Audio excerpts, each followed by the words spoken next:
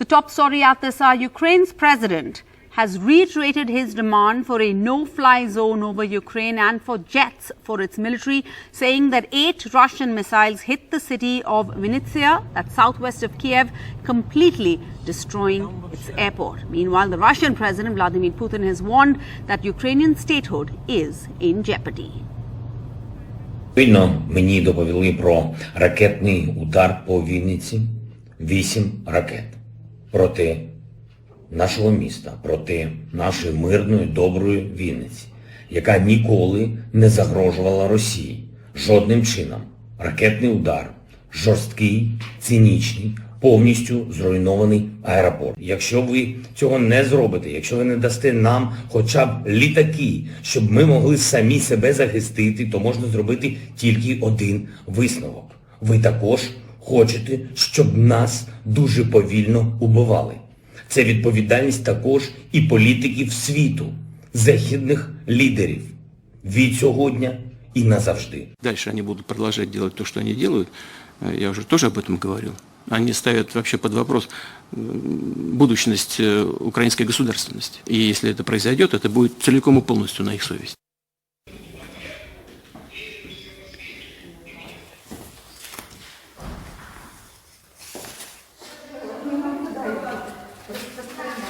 Across various parts of Ukraine, there are efforts at trying to ensure that people are well protected. And that means that even universities and educational institutes like the one that you see over here are being converted for the war effort. These women over here are actually making camouflage nets. And these are gigantic camouflage nets which are being made. A place where students were studying, including several students from India, in fact, is now being made into an area where camouflage nets are being made so that the war effort can continue. I've actually got 2 people here who are part of that process. Thanks very much for speaking to us. What is your name? Irena. And could you tell us what exactly you guys have been doing over here? Okay, we for the first 2 days we're trying to find the ready nets for our military. We already use all of football, volleyball nets, but then we understand that there is like less and less of them in our region, so we decided to make them by ourselves, find some YouTube tutorials how to do the net and just open this point to do the nets by ourselves. So you actually read tutorials before you started? I was trained by more experienced people here. Right. Absolutely. And after making one net, you easily guess the logic of this. So. How big are the nets?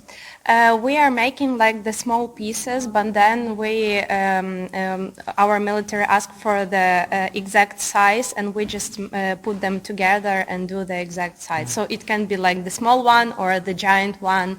Everyone that they need, we can do this. Yeah. They can be easily assembled afterwards into bigger pieces. Yeah. Ma'am, isn't it very sad that this should be happening in a place where people were being educated?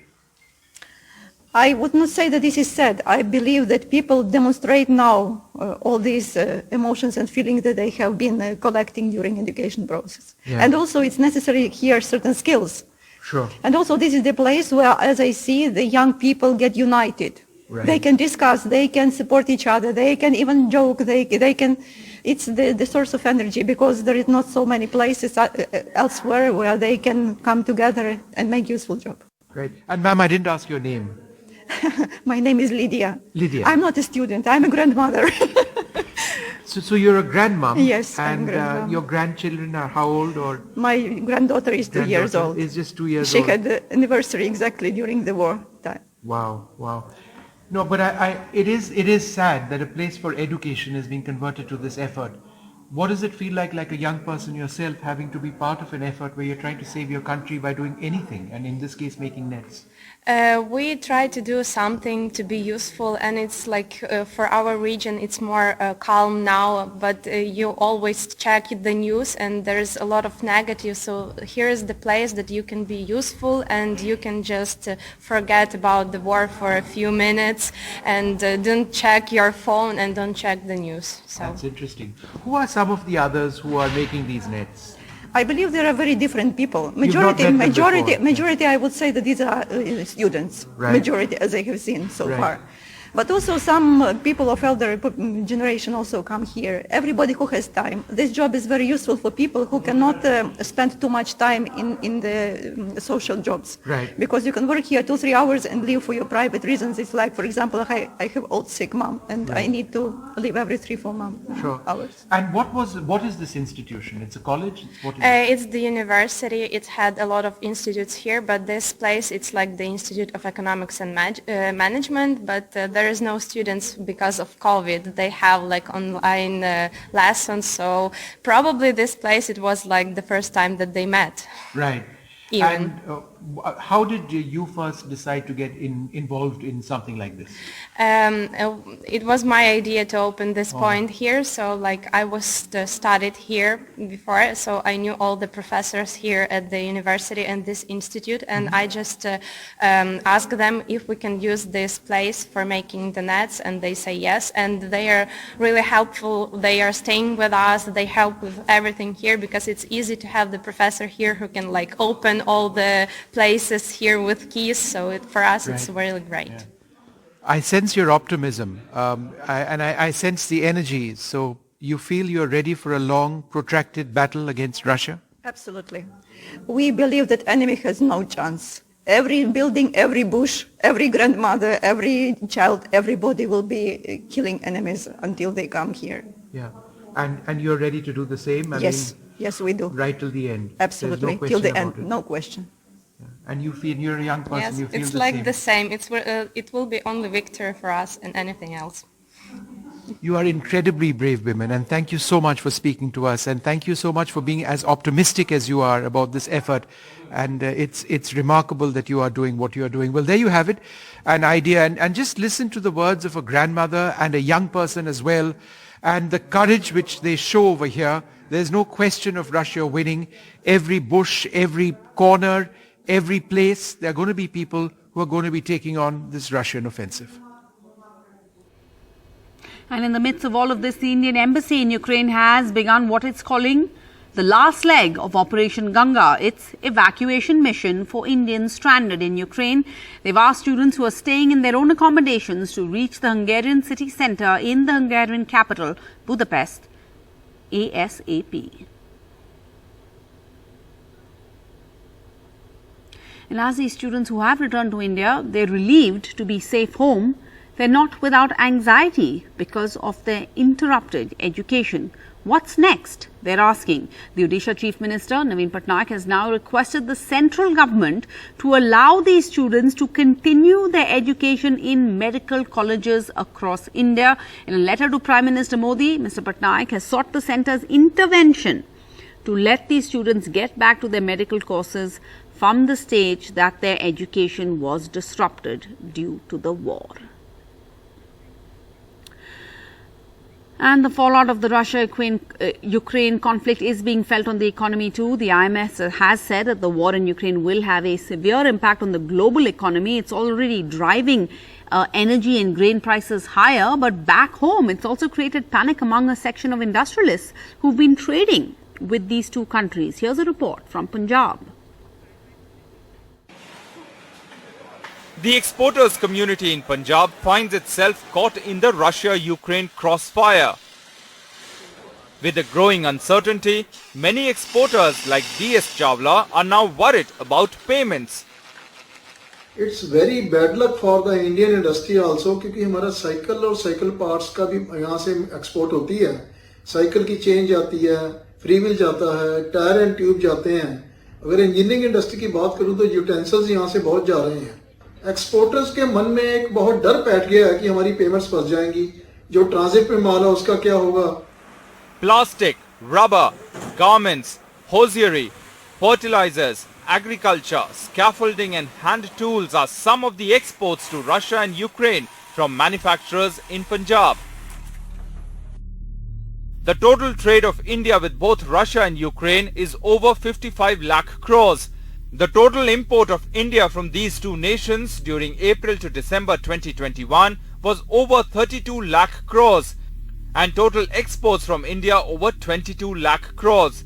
Russia's total share in India's export is 0.8% and share in import is 1.4%. India's trade with Ukraine is considerably lesser, as the total exports to Ukraine is 2,766 crores, which is 0.12% of India's total exports. Similarly, import from Ukraine is 14,705 crores, which is 0.44% of India's import. The war could also end up impacting shipping to Europe, which is already under stress because of high freights. But Ludhiana-based exporters and importers are more worried about the call by the West to ban Russia from SWIFT, which is a payment system of international banking.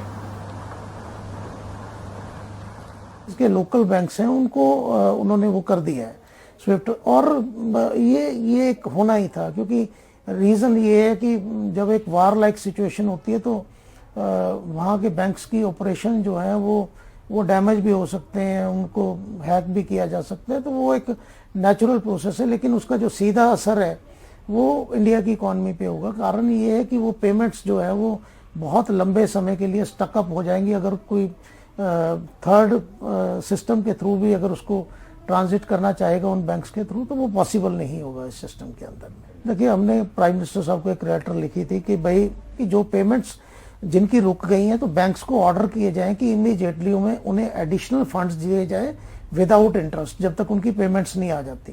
The industrial sector in Ludhiana and other districts of Punjab have been reeling under crisis since the COVID lockdown in 2020. But what is most disconcerting for these exporters is that how long will this conflict last? In Chandigarh, Mohammad Ghazali for NDTV. And in other news now, more than a dozen people have been injured after terrorists threw a grenade at a busy Sunday market in Srinagar. Let's go across to Nazir Masoodi. Nazir, what is the latest? What is the update? What do we know about who was behind this horrendous attack?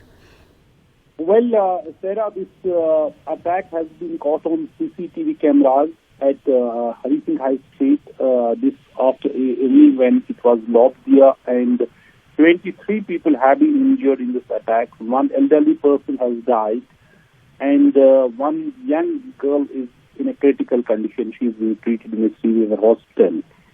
So this is clearly showing this. If you see the CCTV footage, busy marketplace just close to the police bulletproof track, which is also known as the mobile bunker. It is lobbed adjacent to that, and where there are many people who are shopping there. Many fell on the ground because they were hit by the splinters. Many people are running for safety, and then the security forces there, cordon the area. But it is clear that the attacker managed to escape. But even if he's identified with the help of the CCTV cameras, because whole area is covered with the CCTV cameras. The fact is, will they go actually catch those who actually motivate them, train them, and give them hand grenades and lob in the busy marketplaces? Clearly, here the target were innocent people, innocent civilians. One of them paid with his life. He had come to buy some grocery there. He was killed. His body was taken back to downtown Srinagar. And many more people are in hospitals. They are being treated. One young girl is in a critical condition. So the people in Kashmir have been suffering this for the last more than 3 decades.